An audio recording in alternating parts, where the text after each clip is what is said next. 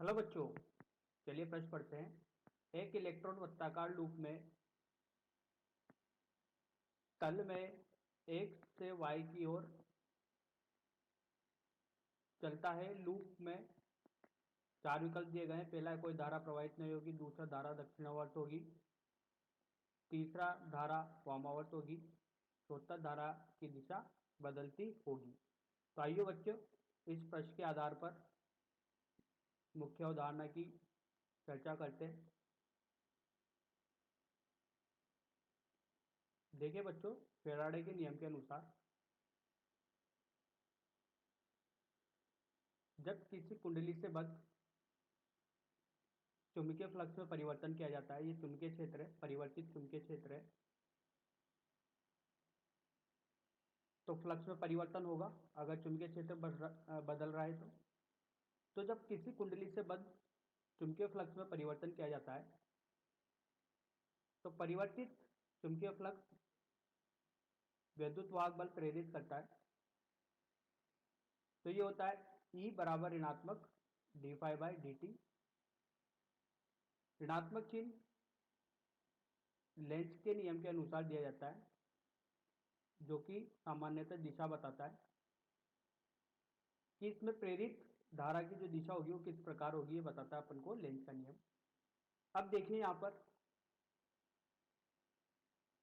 इसमें प्रेरित धारा उत्पन्न होने का कारण है फ्लक्स का परिवर्तन होना। अब चुंबकीय क्षेत्र बढ़ रहा है, तो चुंबकीय क्षेत्र बढ़ रहा है अंदर की तरफ, तो विद्युत चुंबकीय क्षेत्र बढ़ रहा है अंदर की तरफ, तो फ्लक्स में परिवर्तन अंदर की तरफ हो रहा है। तो लेंज का नियम के अनुसार क्या बोलेगा कि जो धारा प्रेरित होगी वो इस तरीके से होगी कि इसके परिवर्तन का विरोध करे। इसका परिवर्तन हो रहा है अंदर की तरफ, चुंबकीय क्षेत्र बढ़ रहा है अंदर की तरफ, तो फ्लक्स में परिवर्तन हो रहा है अंदर की तरफ, तो धारा इस तरह की प्रेरित होगी कि इसके कारण का विरोध करे, जिसकी वजह से वो उत्पन्न हुई है। धारा उत्पन्न होने का कारण है चुंबकीय फ्लक्स का परिवर्तन और चुंबकीय क्षेत्र का बढ़ना। तो धारा इस प्रकार उत्पन्न होगी बाहर की तरफ, जो इसके परिवर्तन का विरोध करे। अगर इसी कुंडली से बद्ध चुंबकीय फ्लक्स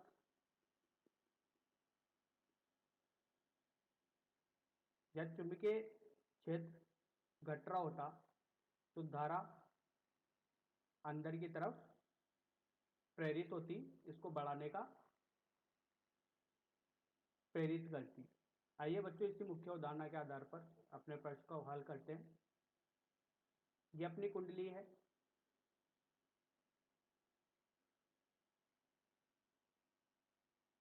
ये एक्स, ये वाई सिरा।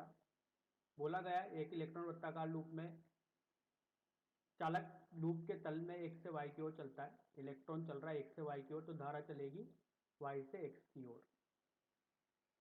अब देखिए यहां पर इस धारा के अनुसार सबसे पहले चुंबकीय क्षेत्र की दिशा निकालते हैं, तो चुंबकीय क्षेत्र आएगा अंदर की तरफ। दाएं हाथ के नियम के अनुसार दाएं हाथ के अंगूठे को धारा की दिशा में रखेंगे और उंगलियों को अंदर की तरफ मोड़ रहे हैं, तो चुंबकीय जिधर अंगुलियां मोड़ रही है वो बता रही है अपन की चुंबकीय क्षेत्र की तीव्रता। अब देखिए, अगर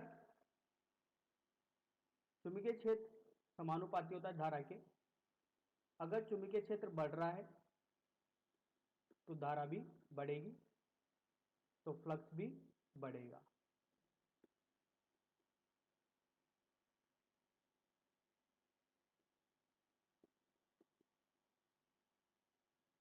इस धारा की वजह से चुंबकीय क्षेत्र उत्पन्न हुआ अंदर की तरफ।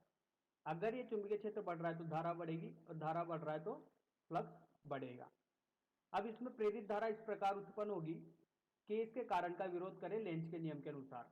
कारण क्या है? चुंबकीय क्षेत्र का बढ़ना, और चुंबकीय क्षेत्र किधर बढ़ रहा है? अंदर की तरफ। तो धारा किधर की तरफ प्रेरित होगी? जैसा अपन ने मुख्य उदाहरण में देखा, बाहर की तरफ।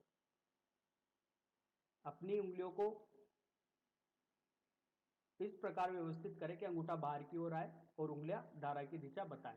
तो जब अपन अंगूठा बाहर की तरफ लाएंगे और उंगलियां धारा की दिशा बताएगी, तो उंगलियां इस तरीके से बता रही है। अब देखिए बच्चों, अपने सही विकल्प का चयन करते हैं। ये दिशा हो गई है अपनी वामावर्त।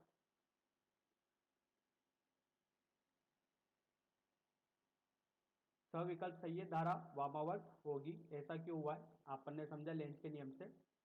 बी अंदर की तरफ बढ़ रहा है तो इसके कारण का विरोध करेगी बाहर की तरफ, तो धारा की दिशा बाहर की तरफ होनी चाहिए।